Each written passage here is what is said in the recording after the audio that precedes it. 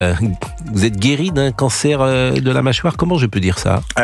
J'ai eu un cancer de la mâchoire, normalement ça va beaucoup mieux. Et quant à la guérison absolue, on n'en sait jamais rien. Mais vous savez, c'est très compliqué parce que j'écoutais avec beaucoup d'attention Julie. Faut-il en parler? Faut-il ne pas en parler? Est-ce qu'on est exhibitionniste? Est-ce qu'au contraire, on ne joue pas le rôle qu'on devrait jouer? Il faut quand même pas oublier qu'on n'arrête pas de parler, puisque c'est notre passion, Pascal, de politique, de social, mais il y a 400 000 personnes par an qui sont touchées, dont 150 000 qui meurent. Donc si vous voulez, la plus grande injustice du monde, elle n'est pas sociale, elle n'est pas économique, c'est les gens qui, justement, ont 20 ans, 30 ans et qui tout d'un coup sont touchés par une maladie dont ils n'ont jamais pu créer les conditions, puisque par définition, ils n'ont pas bu vraiment, ils n'ont pas fumé, en tout cas ils sont jeunes. Je prends l'exemple d'une grande chanteuse belge qui s'appelle Jodie De Vos, qui a été présentée un peu comme la future Kala, chanteuse lyrique. Elle est morte à 35 ans, brutalement, Oui. cancer. Et ça a été une sorte de deuil national en Belgique. Personne n'a rien vu venir. Moi, j'étais chez le dentiste. 1, 2, 3, j'avais mal aux dents. Pars à Biarritz, va faire du surf avec un peu de Doliprane, t'inquiète pas, etc. En fait, j'avais un cancer de la mâchoire. Il n'avait rien vu. Puis après, une radiologue de la Salpêtrière, grande spécialiste de la mandibule, qui m'a fait donc un scanner. Rien du tout, pas de problème, Doliprane, Biarritz. Et en là, fait, vous aviez mal? j'avais un peu mal, oui. Un peu, Et beaucoup? non, j'avais un peu mal, mais c'était pas dramatique. Mais c'est justement ce que disait tout Le à fait symptôme, Julie. c'est le mal. Non, mais le principe de base, c'est pour ça que j'ai accepté d'être porte-parole de Rouge-Gorge, c'est-à-dire des cancers ORL, c'est que le principe de base, dès que vous avez quelque chose de bizarre qui dure, il faut consulter. On a beaucoup parlé justement de la taxe lapin, etc. Il faut consulter. Beaucoup de gens ne vont pas chez le dentiste parce qu'ils ont la trouille. Mais c'est une erreur terrible parce qu'après, ça pose des problèmes considérables. Alors vous pensez que c'est arrivé parce que votre rythme de vie, alors vous buvez pas, Oui. vous fumez pas, mais vous pensez que le journalisme à haute dose, que vous avez exercé, la pression, pourquoi pas, le fait d'avoir ces horaires 20 ans à 5 heures du particuliers... matin, c'est quand même pas la vie de monsieur tout le monde. Donc il est évident qu'on en porte les traces, même physiquement. Enfin, 5 heures du matin, c'est pas 2 heures du matin non plus. Oui, mais enfin, j'ai commencé à 2 heures. Hein. Donc là, je vous fais un résumé. J'ai commencé quand j'étais jeune journaliste, c'était comme ça. Mais je veux dire, on pensait pas à ça. Moi, je transporte avec moi la joie de ma famille, la joie d'être avec vous. Et j'ai lu, justement, ce que je disais, parmi tous les médicaments, le mieux, c'est quand même de lire ou d'écouter de la musique. C'est Albert Camus, le jour où il a prononcé son discours pour le Nobel, et voilà ce qu'il a dit: ne cherchons pas la porte et l'issue ailleurs que dans le mur contre lequel nous vivons. Un mur est arrivé devant moi quand un type m'a dit dans un bureau, il s'appelle, je ne vais pas donner son nom, il m'a dit: tu as un cancer. Le mur s'est mis devant moi. Et ben, ça consiste pas à éviter, à tourner à gauche, tourner à droite, à regarder par terre. Vous l'avez dit? Comment? Vous l'avez dit à votre entourage? Bah, évidemment. Non, mais il y a des gens qui ont un cancer qui ne le disent pas. Oui, mais à son entourage, d'abord, on le dit, parce que c'est une évidence. Moi, j'ai été opéré pendant 11 heures. Vous imaginez ce que c'est? On m'a transféré la jambe à la place de la mâchoire. Donc, vous pouvez imaginer que quand tout d'un coup, mon péroné voit arriver un steak frites, il trouve ça bizarre. Quelle est la question que vous avez posée immédiatement quand le cancérologue vous a dit Guillaume, tu as un cancer? Ah bah, qui va m'opérer? Vous lui avez pas dit, est-ce que je vais guérir? Est-ce que c'est mais mortel? là, on rentre dans une espèce de... Je disais tout à l'heure qu'en dehors des questions sociales et politiques et artistiques, on rentre dans quelque chose qui est vraiment du domaine de la condition humaine. Moi, je suis pas du genre pompeux. J'adore le rock, j'adore la peinture, j'adore la vie, mais il y a quelque chose qui est de plus profond que tout ce qu'on traite. C'est ce fameux mur dont parle Camus. Tout d'un coup, on est confronté à quelque chose qui nous dépasse. Et quand ce quelque chose vous dépasse et qu'en plus la médecine est capable d'apporter des réponses, mais qu'en même temps, comme vous l'avez dit tout à l'heure, c'est-à-dire que plus elle guérit, comme Julie, plus il y a des choses bizarres qui arrivent, les cancers digestifs pour les adolescents. Donc c'est une espèce de bataille générale. Et c'est un problème pour la société. Et ça nous ramène à ce que je disais tout à l'heure. Faut-il rester l'homme discret dans un coin qui tait sa maladie, ou faut-il venir voir Pascal Praud pour en parler? Moi, j'ai beaucoup réfléchi et j'ai dit, je vais voir Pascal Praud. Deuxièmement, j'ai écrit un livre sur Manet, qui lui-même était atteint de la syphilis, et j'ai eu le Renaudot à cause de ça. C'est pas du tout de la promo. C'est juste pour dire que j'ai trouvé, à travers cette tragédie, la nécessité de la dépasser, de lui foutre un coup de poing dans la gueule, de continuer à travailler, d'avoir, par exemple, quand je vais sur les chaînes d'infos, vous voir, etc., par moment, j'ai des problèmes de respiration, j'ai pas de salive, etc.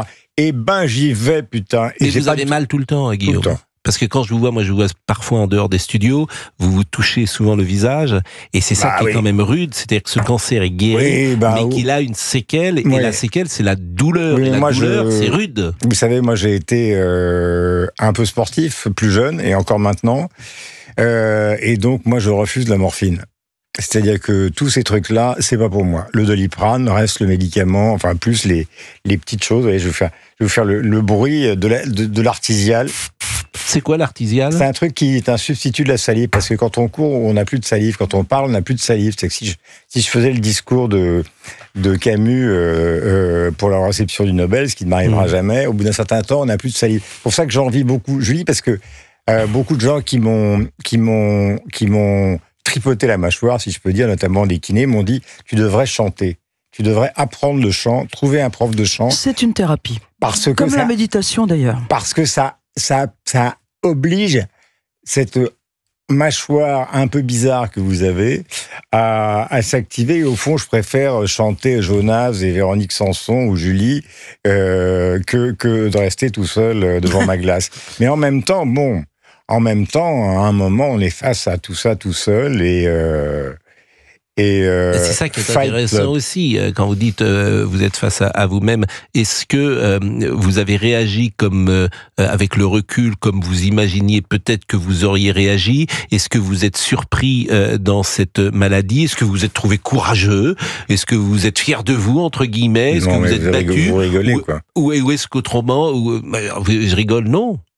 Je voudrais savoir comment... D'abord, c'est les autres qui vous définissent, en bien et en mal, vous en savez quelque chose. Vous savez, c'est les autres qui tracent votre portrait. Donc, je vais évidemment me garder de tracer le mien. C'est pour ça que je suis passé par Manet, pour expliquer ce que pouvait être la souffrance. Est-ce que vous êtes surpris? Est-ce qu'il y a des choses qui vous ont surpris de vous, de vos réactions? Mon entourage m'a dit que j'étais pas trop plaintif après ce qui m'était arrivé, mais il faut penser aussi à l'extraordinaire compétence des infirmiers, des chirurgiens, des gens qui vous opèrent. Non, mais moi je me trouve serein. Je trouve que dans cette séquence, vous avez été d'une sérénité que je trouve assez remarquable. Fight Club.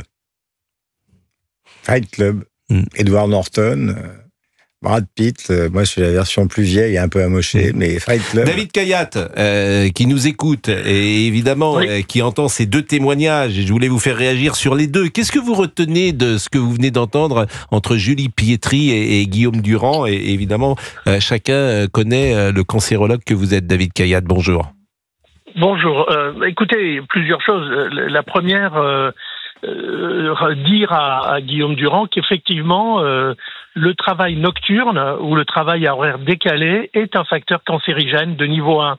Aujourd'hui on parle de l'aspartame, c'est du niveau 2B, c'est-à-dire qu'on n'a aucune idée si c'est vraiment cancérigène, mais quand on dit 1, c'est du niveau du tabac. Donc vraiment on sait que tous ceux qui ont des horaires décalés avec une partie du travail nocturne ont plus de cancer que les autres. Donc ça c'est pour ce qu'avait dit Guillaume Durand sur son travail à la matinale. Sinon, effectivement, le Fight Club, ça c'est quelque chose, mais Julie Pietri l'a dit aussi, il faut se battre quand on a un cancer, parce que ça vous tombe dessus. Moi, ça fait 49 ans que je fais ce métier, j'ai vu des milliers de malades à qui j'ai annoncé ce diagnostic, il y a un effondrement, toujours. Maintenant, le travail du cancérologue, à part la science, enfin l'application de la science, c'est aussi de relever les gens, de leur donner de l'espoir, de leur expliquer de ce dont il s'agit, de comment ça va se passer, et de faire en sorte que de chercher chez eux les ressources qu'eux-mêmes n'avaient pas forcément identifiées avant. Le problème, c'est que tout le monde pense à l'infarctus. Quand vous demandez comment vous voulez mourir, tout le monde vous dit un infarctus la nuit. J'ai jamais vu quelqu'un qui dit moi je veux mourir d'un cancer avec de la chimio. Donc personne ne s'est préparé psychologiquement à ce qui est pourtant une maladie d'une fréquence extraordinaire. C'est 430 000 nouveaux cas chaque année en France et c'est 160 000 morts avec une progression. Vous savez, entre 1990 et 2020, le nombre de cancers en France a doublé. 98% d'augmentation, d'accord? Donc il faut, et malheureusement, ni les médias, ni le système scolaire, personne n'explique vraiment, personne ne commente suffisamment. Les premières fois où on a osé parler du cancer, c'est quand on a fait les campagnes sur ces héros ordinaires, quand je présidais l'Institut national du cancer, pour dire arrêtez, il y a des cancéreux autour de vous et ils vivent normalement. Donc soyez conscient de l'existence de cette maladie et surtout croyez dans votre destin et dans le fait qu'il existe des possibilités de guérir aujourd'hui. David Kayat, vous restez avec nous, on marque une pause et on revient. Repris fin 2023 avec la sortie d'une édition Deluxe Collector de l'album Origami que très gentiment vous m'avez apporté avec 3 titres inédits supplémentaires, dont un duo avec Ancilla, À quel âge, et un duo avec Lio, Femme du Sud, et puis l'actualité de Guillaume Durand qui écrit merveilleusement bien, qui est notre profession, il a été à Europe ici, c'est Bande à part aux éditions Plomb, sorti le 19 septembre dernier, et c'est vrai que Guillaume dans notre métier a sinon tous les talents, en tout cas on a beaucoup. Merci, on est avec Jeanne Masse. Merci. Après la pause, à tout de suite. Et si vous voulez interroger Jeanne Masse, 01 80 20 39 21, vous êtes avec Pascal Prost sur Europe 1. Cette semaine, Europe 1 vous offre une croisière de rêve pour 2 sur le Mekong avec CroisiEurope. Naviguez hors du temps, au fil d'un fleuve de légende. Partez à la rencontre des temples d'Angkor, du Cambodge et du Vietnam, à bord d'un confortable bateau à l'atmosphère feutrée. Pour tenter de gagner cette magnifique croisière, rendez-vous demain et toute la semaine à 7h20 sur Europe 1. CroisiEurope, le monde est plus beau au fil de l'eau. Maman m'a appris à toujours aller de l'avant, même dans les moments difficiles. Mais quand elle nous a quittés, j'étais bouleversé. Je savais pas quoi faire, ni par où commencer. Alors j'ai appelé le 32 urgence décès. Un conseiller PFG était là pour moi et il s'est occupé de tout. En cas de décès, appelez gratuitement le 3012. Une équipe urgence décès PFG vous répond 24 heures sur 24, 7 jours sur 7 pour une prise en charge partout en France. Urgence décès 3012, un service PFG. Carrefour. Quand vous me dites, quant au dessert, il y en a un qui veut un café, l'autre un thé et le dernier un chocolat, non mais les gars, pas de problème. Avec 50 € de remise immédiate et 5 € d'économie cagnotée avec votre club Carrefour, la machine multiboisson Tassimo Happy Bosch à 79,99 € revient à 19,99 €. Et c'est jusqu'au 16 février chez Carrefour, Carrefour Market et leur drive. Carrefour, on a tous droit au meilleur. Quantité limitée à 9000 pièces, référence TAS 1006, garantie légale 2 ans, détaillé magasin participant sur carrefour.fr. Le Figaro étudiant, numéro spécial Parcoursup. Comment s'inscrire et formuler ses vœux? Découvrez tous les conseils pour choisir sa formation, mais aussi tous les classements de prépa, universités et grandes écoles. Le Figaro étudiant spécial Parcoursup, le guide pour préparer la pré-bac pour tous les lycéens et leurs parents. Actuellement chez votre marchand de journaux. Cela fait 2 années de suite qu'une Renault électrique est élue voiture de l'année. Ce n'est pas un hasard. Alors pour votre prochaine voiture, vous non plus, ne laissez rien au hasard. Renault 5 e-Tech électrique, fabriqué en France et voiture de l'année 2025. Des 200 € par mois, borne de recharge offerte. R5 Evolution 120 hors option. LLD 37 mois, 30 000 km. Premier loyer 2800 €. Bonus éco 4 000 € suivant éligibilité si accordiaque. Valeur borne 990 € hors taxe pour forfait borne plus installation. Offre à particulier du 1er au 28 février. Voir service-public.fr et Renault.fr. Au quotidien, prenez les transports en commun. Leclerc, bonjour. Bonjour, c'est top, votre semaine en Tunisie à 349 €. Mais c'est vraiment tout inclus? Oui, tout. L'avion, l'hôtel? Oui. Et les repas? Bien sûr. Et la crème solaire? Alors ça non, mais glissez-en une dans votre valise. En ce moment, chez Voyage Leclerc, le séjour 7 nuits en Tunisie tout inclus est à partir de 349 €. Chez Leclerc, on sait que dans la vie tout coûte, alors on se bat pour que tout coûte moins cher. Vos courses comme vos vacances.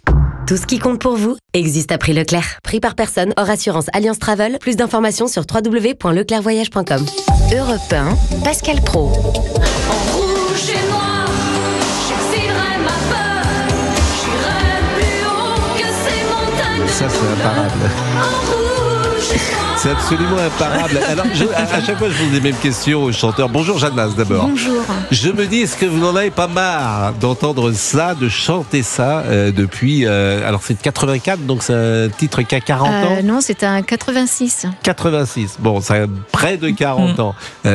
J'imagine le nombre de fois où vous l'avez chanté et vous voyez les gens danser dessus. Est-ce qu'il y a parfois un petit peu une saturation? Non, parce qu'à chaque fois que je rechante en rouge et noir, c'est une toute première fois. Toute première fois. Mais ces chansons qui sentent tellement les années 80, leur légèreté. Je crois que c'était Monsieur Romano Muzumara, voilà, oui. qui était un mélodiste absolument incroyable. Il avait fait Ouragan oui, il a également. aussi fait, oui, bon. Bien sûr. Et puis après, ça s'est arrêté peut-être. Il n'a plus produit ce type de mélodie. Ça s'est arrêté là. Mes mélodies à moi, c'était Romano, Piero Calabrese, Massimo Calabrese. C'était toute une équipe d'Italiens qui travaillaient ensemble, qui ont créé donc aussi bien en rouge et noir que toute première fois. Donc ce sont eux qui étaient, voilà, cette équipe gagnante, quelque part. Et qui faisait de vous la numéro 1 des chanteurs, chanteuses françaises. Vous êtes, durant cette période-là, celle qui vend le plus de disques. Oui. Et à un moment, ce style de chanson, ça vous avez eu envie de faire autre chose, peut-être? Oui, je suis constamment dans l'évolution musicale, donc c'est vrai qu'à un moment, quand avec Romano, on a pris des chemins différents, j'ai continué avec Pierrot, j'ai exploré d'autres tendances musicales, et encore aujourd'hui, je reviens avec de nouvelles tendances musicales, plus électroniques, et en fait, c'est ma recherche constante d'une renaissance. Alors, vous êtes avec nous parce que du 27 février au 2 mars, vous serez à Trianon, à Paris, en tournée en France et en Belgique.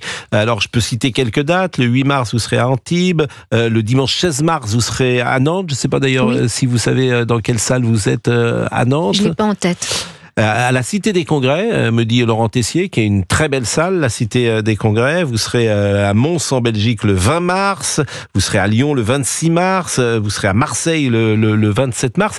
Qui aujourd'hui est dans la salle ? Il y a de nouvelles générations qui viennent me voir, c'est très drôle, hein. Et en fait, il y a toujours mes fans, le fan club de base, mais il y a aussi de nouvelles têtes, parce que moi en fait j'aime les salles plus humaines, parce que j'ai besoin de voir les gens, et en fait c'est ça, j'ai remarqué qu'il y avait plein de nouvelles jeunes têtes, et ça c'est bien quoi, c'est drôle. Quand vous parliez de fans, précisément, je crois qu'il y a avec nous, en régie, une jeune femme qui vous a vu combien de fois ? 450 fois, paraît-il. Et bonjour Jeanne, 450 fois un peu plus. Tu vas bien voilà. Bonjour, combien de fois vous avez vu Jeanne Masse ? Combien de fois vous avez vu Jeanne Masse ? J'ai pas entendu. Combien de fois vous avez vu ? Je l'ai vu un peu plus de 450 fois, oui, Jeanne. C'est qu'elle me suit depuis 40 ans, alors. Oui, tout à fait, Jeanne. Et la première fois, c'était quand ? C'était le 14 novembre 86, et c'était à Chambéry. Jeanne, je sais pas si tu te souviens, mais c'est quand Daniel Balavoine devait te rejoindre à la fin de cette tournée. Voilà, j'étais déjà là en 86. Merci. Et ça, c'est donc c'est en décembre 86, novembre 86, et Daniel Balavoine était mort, je crois, en janvier, évidemment, 86. Alors moi, je dis pas mort, je dis a changé de monde. On ne meurt pas. Vous pensez que après celui qui on change disparaît. Juste de monde. Il y a des mondes parallèles, vous savez, à ceux du physique. Nous sommes dans le physique actuellement, et nous passons dans l'autre monde qui est un monde parallèle. Mais moi, ça m'intéresse fort, évidemment, comme tout à chacun. On peut en parler pendant des heures, alors. Moi, je peux en parler, quoi. Je peux écouter pendant des heures, parce que ce qui m'intéresse, c'est une croyance qui repose sur des sensations que vous avez eues, des témoignages que vous avez eus. C'est la sensation de savoir, hein, en tout cas, oui, et également parce que je suis très spirituelle et que je sais qu'en fait, nous sommes avant tout une âme, entre guillemets, pour moi c'est un esprit, qui se réincarne dans un corps et qui poursuit sa propre mission spirituelle pour s'élever à chaque vie. Et chaque vie est une étape dans notre élévation spirituelle. Et lorsque on parle de quelqu'un qui quitte ce monde physique, c'est pour se retrouver dans le monde psychique, enfin pas psychique, mais de le monde spirituel, pour pouvoir préparer, s'il en a envie, sa